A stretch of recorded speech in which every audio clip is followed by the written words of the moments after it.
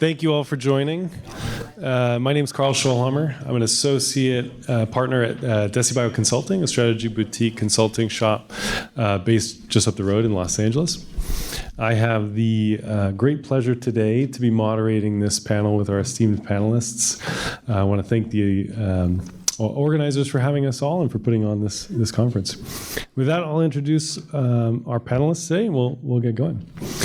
So just to my left, we have Dr. Daniel Haters, co-founder and CEO of Model Medicines, an AI-driven company developing novel therapeutics. Daniel has 20 years experience across being a scientist, entrepreneur, advisor, and investor, having previously started NextCube Digital Health Accelerator, a preeminent program with a portfolio of over 25 companies.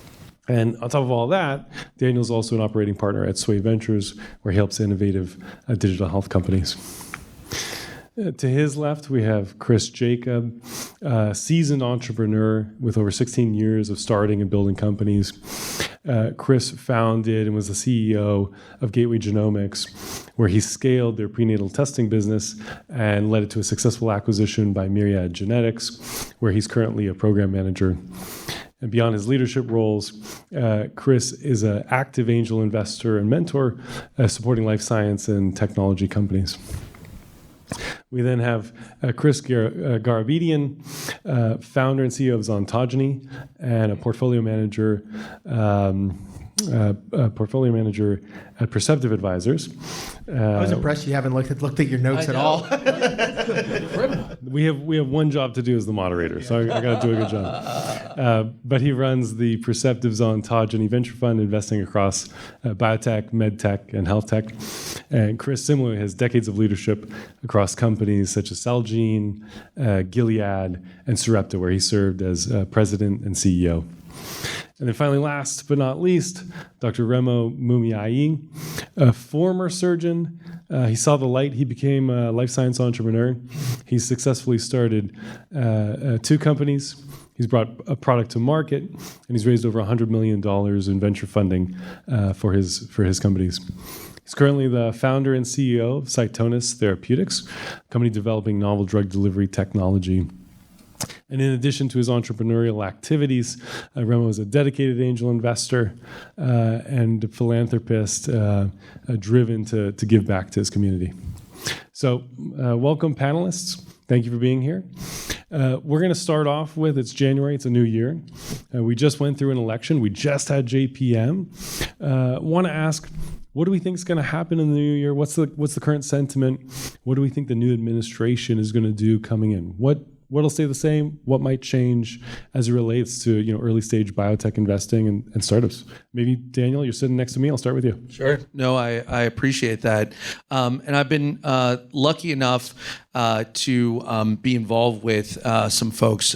Some of our investors have been having a lot of talks with upper levels of the new administration, and for put aside politics, whatever they are that are out there, talking to people about especially science and technology development. And one thing that's come through for us a number of times from a number of folks that we know is that the new administration is going to be working to disintermediate actually some of the entrenched, I think, legacy companies that have been involved in the healthcare space with Health and Human Services, BARDA, and NIH. I've heard some interesting commentary from folks where they've spoken to the idea that big pharma, big biotech, in many ways has become so entrenched that if you go back and look where large funding grants have gone over the last 10 years, they've primarily gone to companies that don't need it. Large companies, during the pandemic, like Gilead and Pfizer. And I've spoke to people that seem very serious about turning the knob a little bit back to to earlier stage companies, which has been something obviously of great interest to me as an early stage entrepreneur. Now we'll wait to see if that actually occurs, but ideas like that as related to health and human services and healthcare innovation are actually quite interesting, and I hope to see that come to fruition. Yeah, that's a great point. Chris, Jay, maybe we'll ask you. Daniel just made a point about recalibrating grants to smaller startups and companies over, say, large established one. Maybe speak a little bit about the role that grants can play in a startup's funding to augment, venture capital. Yeah, so there's a couple ways I look at that. If you can find non-dilutive capital, obviously that's really attractive. For any of these grants, I don't have a ton of experience with those. I'll just start there. But what I've seen work well for others is where that grant now provides for infrastructure, critical infrastructure that you need within the business, or other resources that need to be pulled in. Yeah. Anybody else with experience with grants? Rema. Yeah, we have quite a lot of experience with grants as a company. Just in the last about 2.5 years, we've received 8 non-dilutive grants from the NIH, California Institute of Regenerative Medicine, and the Department of Defense. So it's a very nice bridge towards getting a series of funding from an equity standpoint. And I agree, it really enables a small startup to continue to generate data as we're dealing with some macroeconomic conditions that we just don't have control over, right? So what I see kind of transitioning into 2025 is a lot of optimism with regards to the general funding environment. And there was a very interesting article at the end of the year in Endpoints that highlighted all of these mega rounds, right? And there were, I counted them and I kind of analyzed them, and I looked to see if anyone on this panel would have helped with that round. But there were 96, and it was super interesting to me. Throw out the first one, which was like $1 billion AI one. Just kind of get rid of that because it's a little obscure what that actually means. But let's say out of the 95, 30 of them were either seed or Series A rounds, which to me indicates that there is a shift going on towards, even in the mega rounds, towards looking at things a little bit upstream.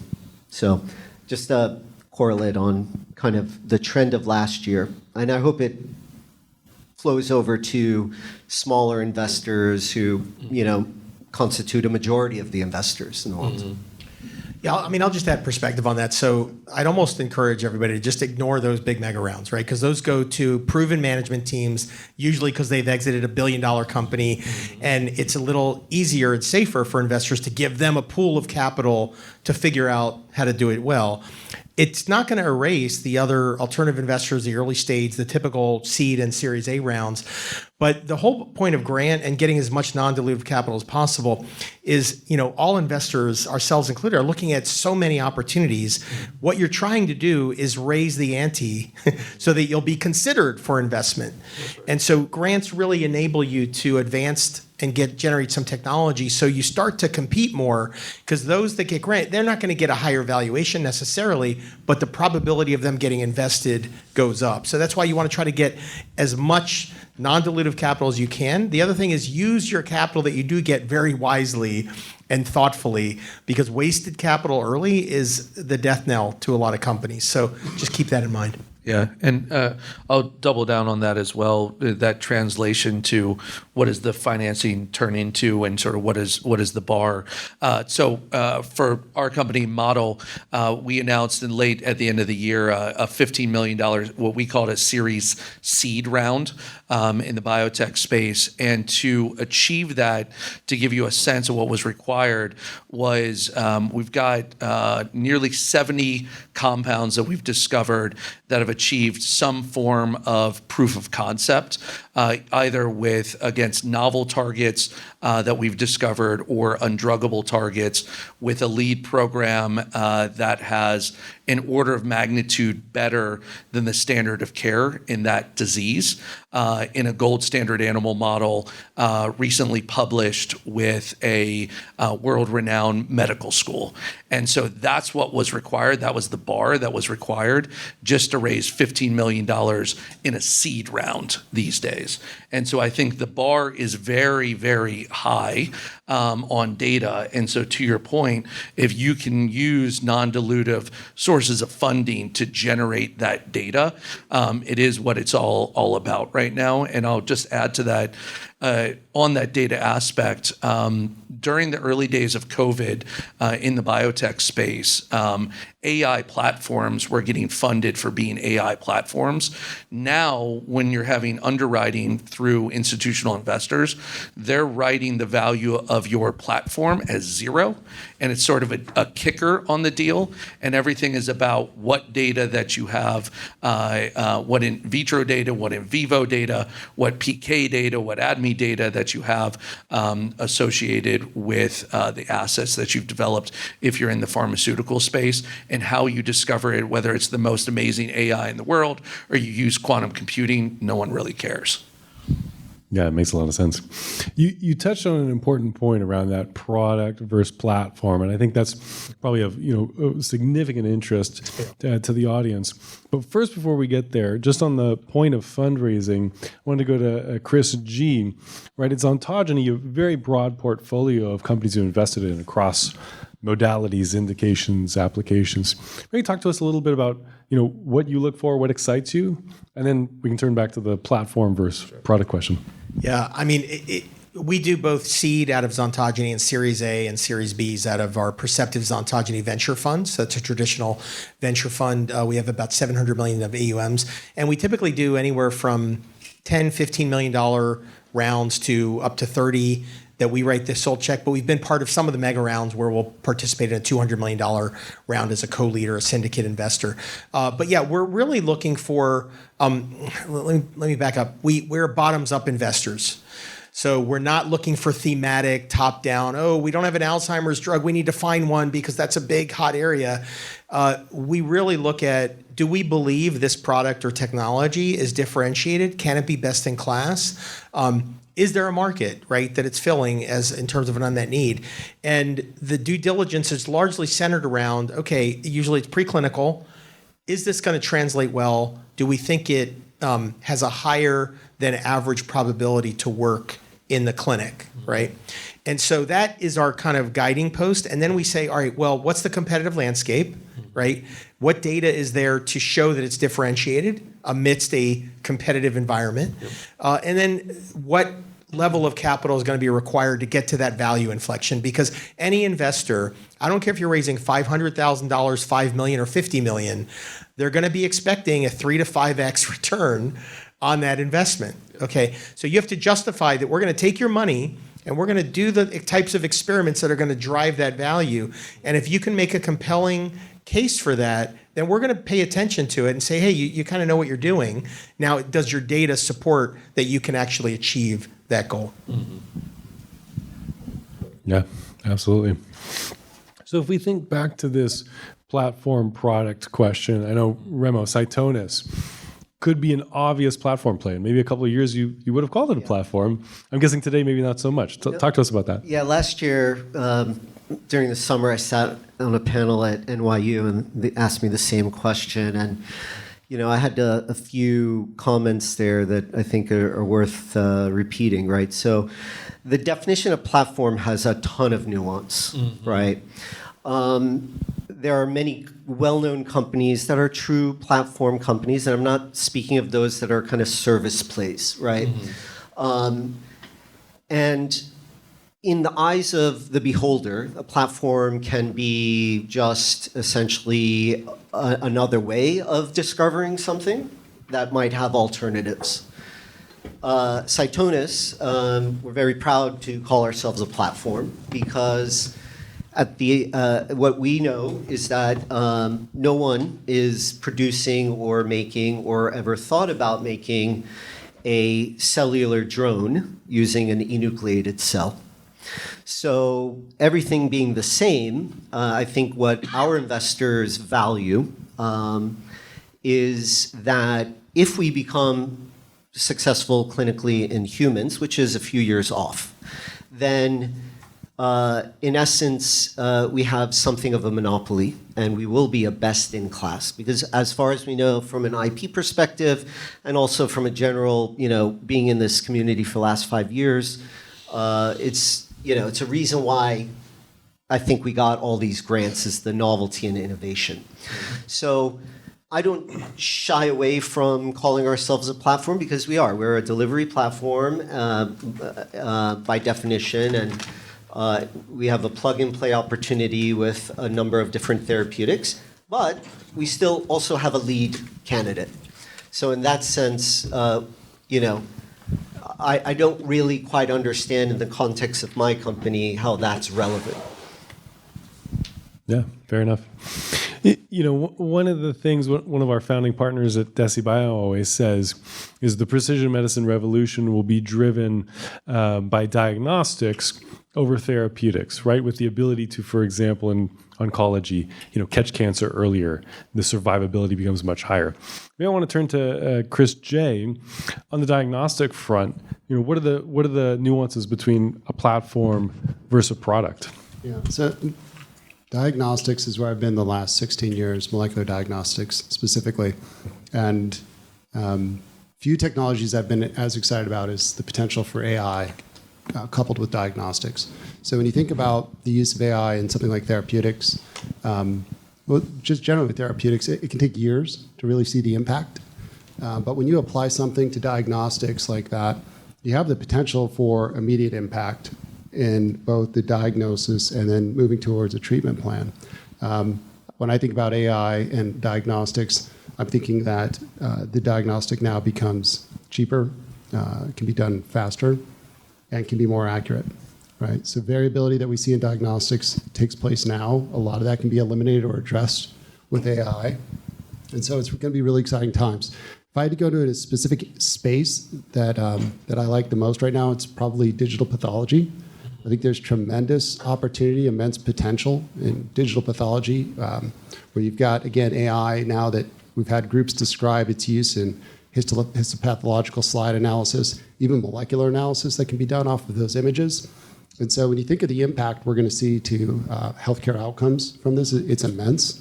We should be able to realize just within the next several years, I think, a reduction in cost, earlier diagnosis, faster treatment plan implementation, which then will lead to better health outcomes.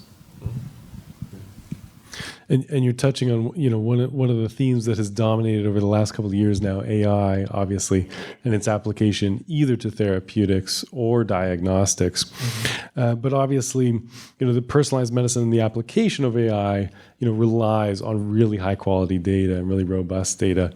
I'll throw it out there. Maybe Daniel, you can start. Yep. But what are some of the barriers to developing that high quality data to allow your AI or machine learning to do what it needs to do?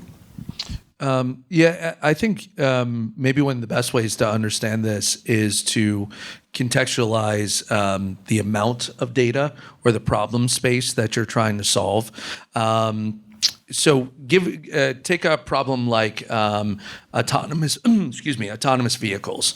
So there's an understanding now that, if you will, the problem space for autonomous vehicles is somewhere between 10 to the 9th and 10 to the 10th. But when you think about just small molecule drug development on its own, the potential solution space or options are on the order of 10 to the 60th. And to solve human biology, that's a problem on the order of 10 to the 26th. And so to solve all of human biology with small molecule chemistry is a 10 to the 26th times 10 to the 60th problem.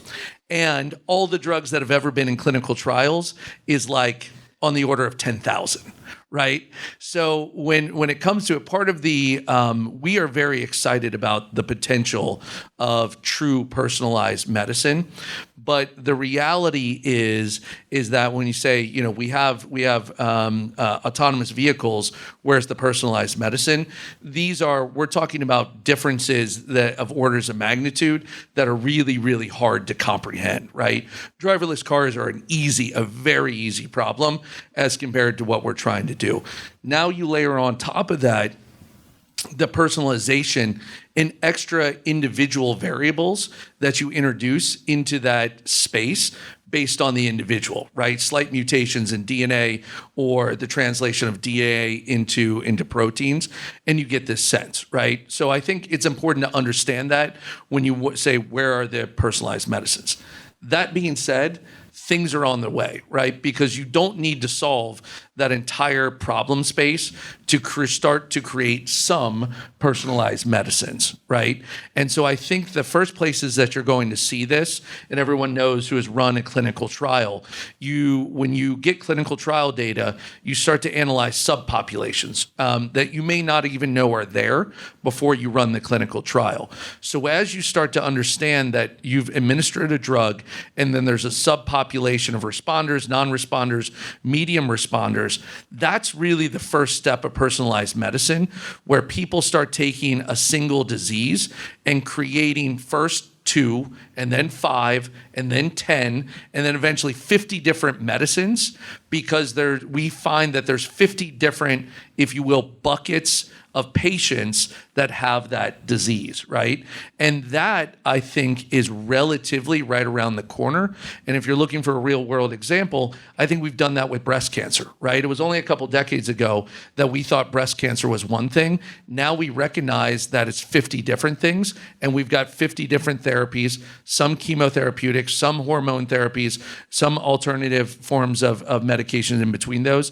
And so that's, I think, the model that we're going down. So will we have total personalized medicine for everything anytime soon? No.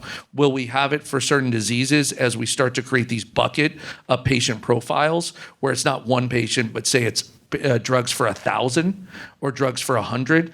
I believe that will be achieved in the next several years. So to Chris J's point, he was most excited about AI within diagnostics for digital pathology, this sort of thing.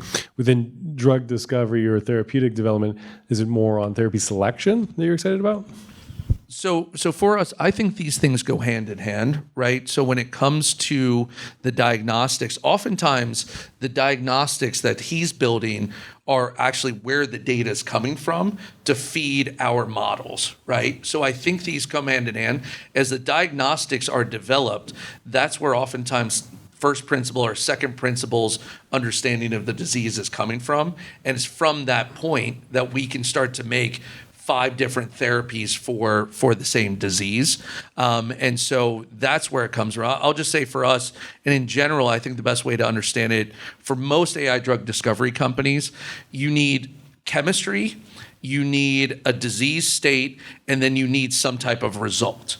And if you have that, you can go anywhere with that. So for instance, if I've got 1,000 compounds for a disease, and then that's attached to genomics or proteomics or ADME data, PK data, whatever it is, if we have that, we can start building from that point. But much of that is generated by these diagnostics. So it is true, we can only do as much. The best model in the world is useless without the data set that these diagnostics are likely creating. So there's no getting around that point. Yeah, great. A lot of interesting points, but we want to stay on kind of the, we'll call it linear progression of starting a company, funding a company. So just to round out kind of those fundraising questions, thinking about, the best way of running a process to raise, say, your first round of institutional capital. What are some best tips, tricks? What do the investors want to see when running a process for your first round? Who's that to? That's for anyone. Oh. Sure, I'll start. We're very product-driven investors. And so what Daniel's just describing, we love all of these tools to come up with better, I'll call them thoroughbreds at the starting gate. But we focus on, all right, now you got to run the race. And we see a lot of companies, they don't apply best practices or don't have the know-how or experience to be good drug developers. So I like to highlight that, you need good science to start or good technology, but that's not enough, really.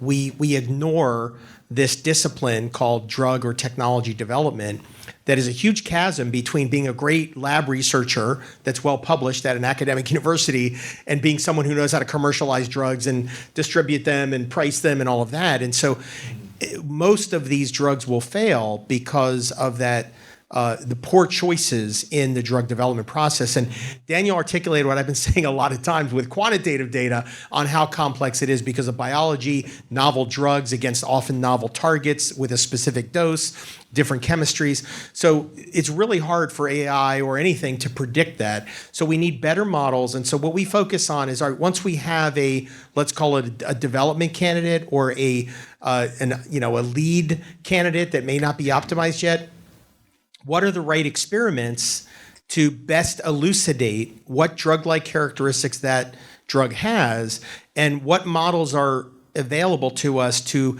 try to give us as much predictive power for clinical utility as we can. Now, this is what I was talking to Chris earlier today about. That's what we're lacking the most in our industry. We have great tools and technologies to deliver drugs. We have great understanding of biology and genetic basis of disease. We don't have great translational models to predict what's going to happen in a human biological model. And so the more we can figure out what that looks like, triangulate, right? There are better models in some therapeutic areas than others. So that's, as investors, that's what we have to think about. We have to take that small data set and figure out, is this worth investing in? But more importantly, what are we going to do next with that next 5 million or 10 million or 15 million to get this prepared to do that definitive clinical proof of concept study, a phase 2B typically, that is going to win the hearts and minds of all industry and investors and saying, wow, this is a real drug and this is likely to get approved. That's the North Star that we focus on, and how do you get there is the hard part. Yeah, I'd like to continue that. That's spot on.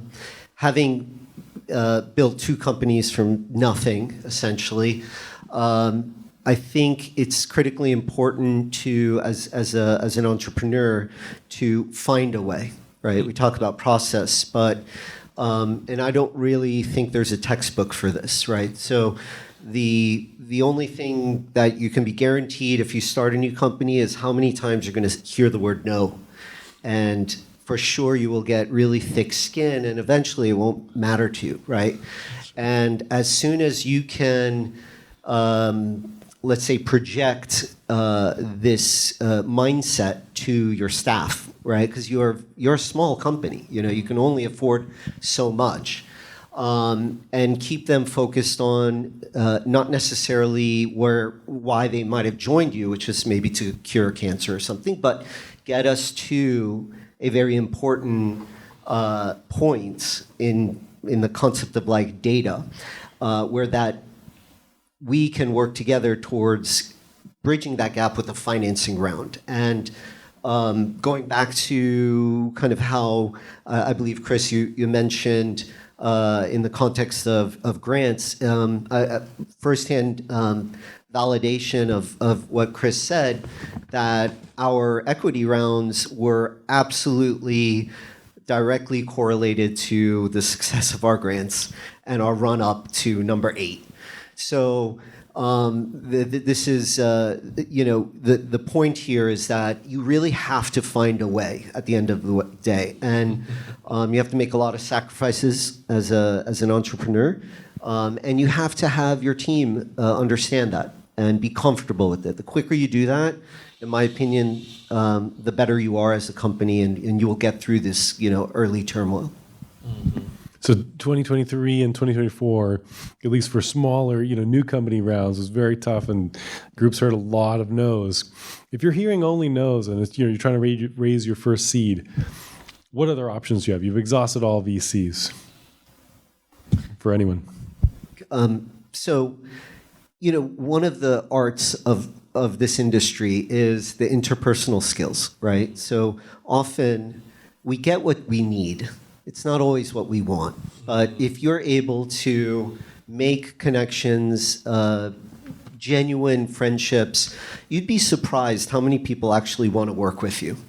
And then it becomes a question of, can we just have a win-win situation? And there's always an outcome that benefits two sides.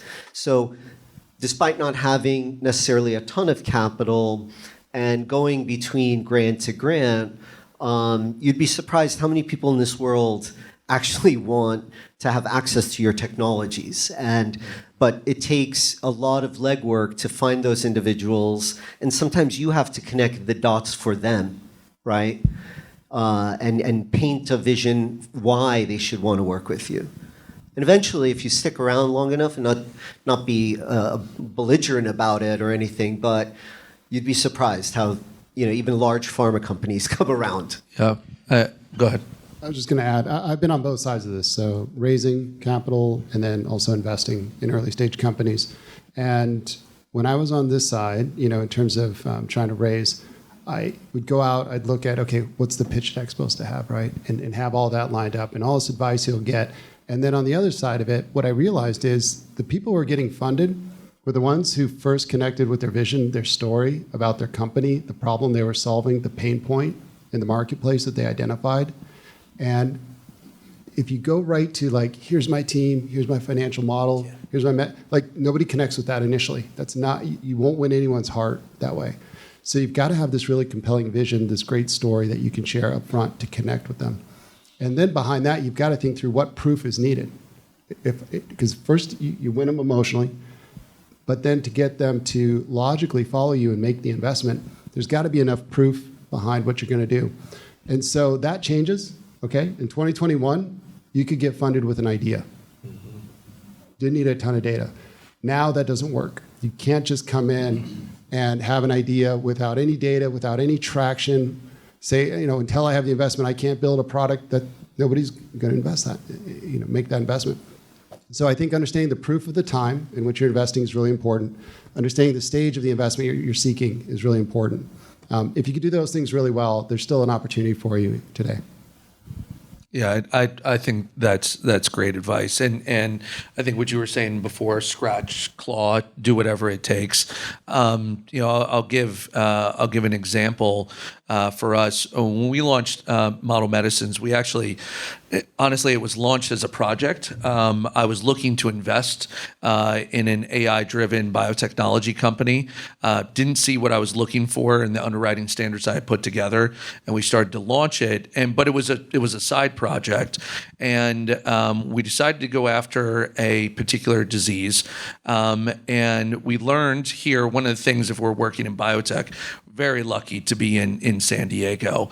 And we actually reached out to an NGO funding in this space, and they said, well, they're like, yeah, we're happy to help, but honestly, we've already written a gigantic check to one of the research institutes that are already in San Diego. We'll send them a note, and we'll ask them just to do the testing for you, right? And sure enough, that's the way it worked, and we got an amazing result, and we were off and running based on that result. Based on that result, we raised a convertible note, right? And then it snowballed from there, and then it just kept on going. So anything you can do, and I say that mantra, just stay alive, first of all, right? No matter what you do. And then figure out a way to be useful to other people. And that's another thing too, I'll say on the non-dilutive side.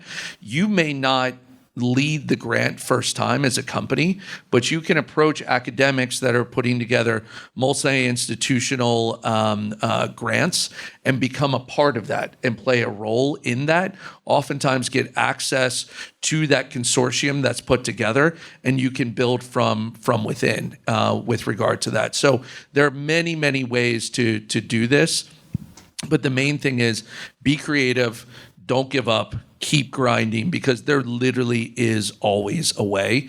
The other thing I think you'll see, especially in this healthcare and biotech space, is that I just saw a story. J&J just bought a company, and it's escaping me, I apologize, for $15 billion.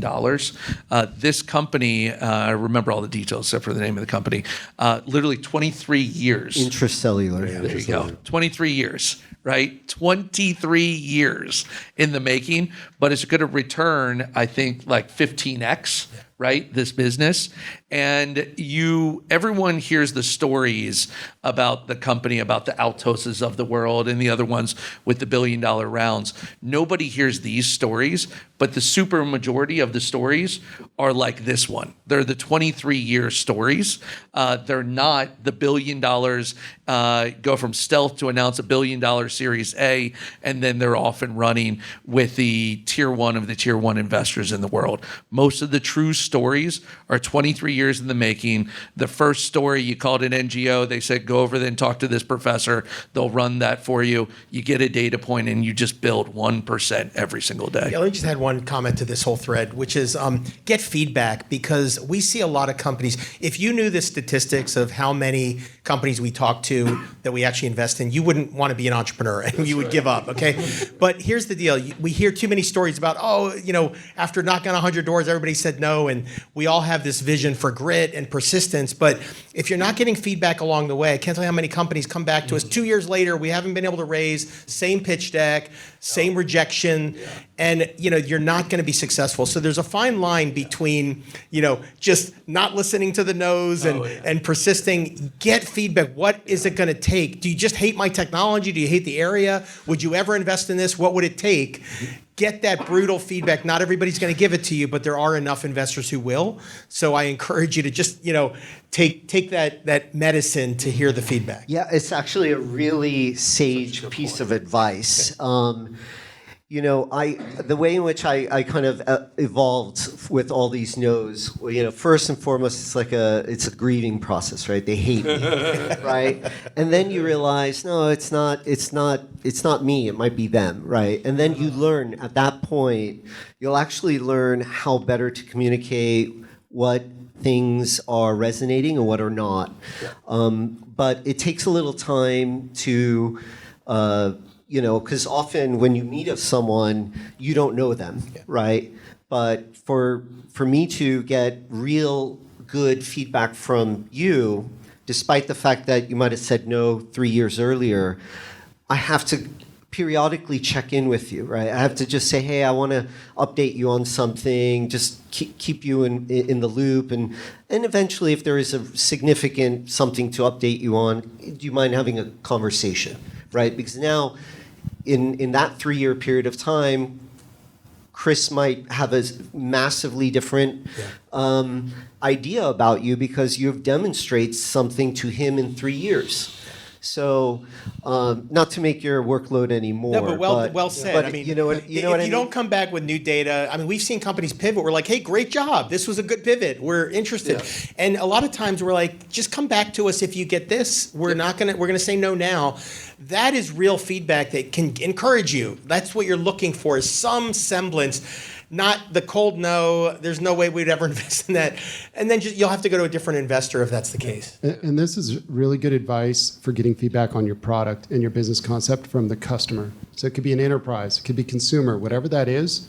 So many times I've gone through building a product where I forgot to check in with the customers frequently enough. And then when I did, I figured out the feature I thought was really valuable wasn't. It was a different feature that we needed to build for them. So, just like you're asking an investor for their money, you're going to go out and ask a company, you're going to ask a consumer for their money. Make sure that you're delivering real value there. And so checking in and getting that feedback on what you're building is important as well. With a couple of minutes left, we covered fundraising. We covered the relationship nature of this. I think one other important aspect I want to touch on is partnerships. And Chris J., you were just, I think, sort of alluding to that. The relationship aspect, potential funding mechanism. How should early stage companies, think about potential early stage partnerships that might be more kind of project based, if you will? Yeah, so partnerships you've got to be careful with. We had 2 at Gateway Genomics. One of them, I think, took the most scarce resource you have in any company is your attention, right? A lot of people think it's capital, it's attention. And so one of them I felt like really had us unfocused. The other one was exactly what we needed. So I'll typically advise other founders to view these partnerships as experiments, like ways to generate revenue, could be to get testing data back, validation data back from the marketplace. They can be a great opportunity for de-risking technology challenges you might be having, a way of sharing risks from both a cost and expertise standpoint. But there's two things they really need to do for you for them to make sense. It's either got to accelerate your business or your technology, right? Or it's going to need to bring in some sort of critical infrastructure that it would just be too expensive for you to build in-house. If it does one or both of those things, you're in good shape. If it doesn't, generally it's just going to be a loss of focus, loss of attention, loss of time. Yeah, I absolutely agree, and I think one of the critical things is because when you start a company, it's really appealing, right? Oh, I'm going to get to do this project or this pilot with this big to be the pharma CEO. company, and this is how I exit, right? Yeah. Often, if you are not experienced, please go find people like Chris and ask them, right? Like, exactly how should I handle this situation? Because it might be something of a novel idea to you, but I guarantee you it has a lot of unhidden, unforeseen things, not just contractually, but from a time perspective, from a dilution perspective of your limited time and resources and personnel too, right? So often, I don't know whether it benefits people at a certain point. You know, you have to be stable enough financially and with other things going on to have the luxury, in my mind, to work on a side project. I'll use the simple anecdote. A lot of pharma strategic partners, they like to date and they don't intend to marry. And so you got to be very cognizant of that. If they're just going to use your technology, learn as much as they can and say, no thanks, we're done. Yep. Can I say it? Yeah. A lot of sluts. Maybe on that note, I think we're out of time. This is a terrific conversation. Let's thank our panelists.